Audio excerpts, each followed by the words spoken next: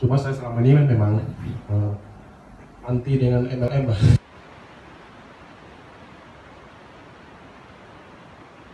Sampai istri saya juga sampai selalu nge-push cobain produknya, mungkin bukan cobain produknya tapi coba ikut join, seperti itu. Saya merasakan nggak ada manfaatnya, tapi saya baru mulai ikut member di Bioprint tuh waktu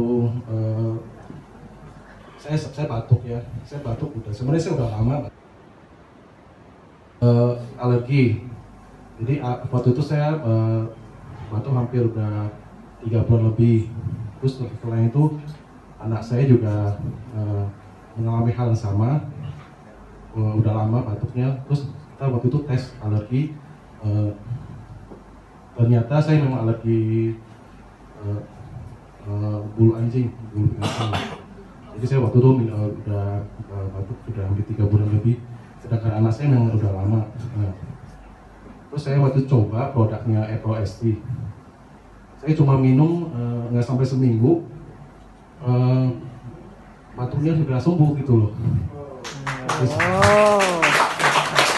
Jadi waktu itu selama saya batuk kan memang ada dahak di paru-paru ya, tapi waktu saya udah sering ke dokter, sampai ke dokter spesialis, ke dokter THT, semua dokter bilang saya memang batuk alergi.